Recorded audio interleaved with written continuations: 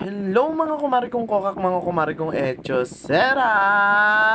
Tara, kain tayo ng pizza ngayon mga kumari kong kokak habang nagbabantay ng tindahan. Ayan na nga mga kumari kong kokak. Order ako ng isang box ng pizza kasi nakakagutom talaga yung maghapon kang nakaupo sa tindahan.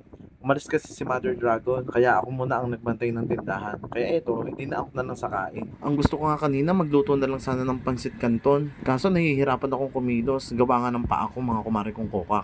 At this point mga kumari kong kokak, ayan, nakakaapat na pizza na ako. Sobrang favorite ko kasi talaga ng pizza mga kumari kong kokak.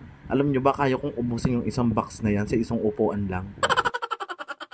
Eto na nga yung pang-apat na pizza mga kumari kong kokak. Pero pakiramdam ko mabibitin pa rin talaga ako. At habang sarap na sarap nga ako sa pagkain ng pizza mga kumari kong kokak, eto naman si Casper nag-aabang sa gilid ko, nag-aabang ng biyaya. At syempre, bibigyan ko din naman siya. Kaso hindi itong pizza. Kulang pa nga to sa akin, hahati pa siya. Char!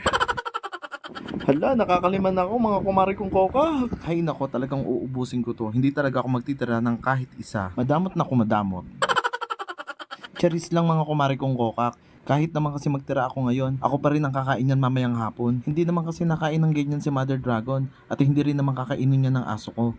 Kaya ganun ang diskarte mga kumari kong kokak. Kung ayaw mo nang may kahati sa pagkain, bumili ka ng pagkain na hindi nila kinakain, ay kaitim ng gilagid. At this point mga kumari kong kokak, nakakapitong pizza na yata ako. Medyo nararamdaman ko na kasi yung bigat sa tiyan. Pero i-check ko muna kung may tinga tayo ha.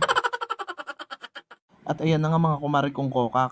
Yung pinakadulo na lang yung natira, yung matigas na parte, pero talagang kinakain ko pa rin siya. Ay sus, parang nahiya ka pa. Ay, naubos ko na pala. Akala ko naman merienda lang. Mukbang naman pala. PG na PG ka dyan, girl.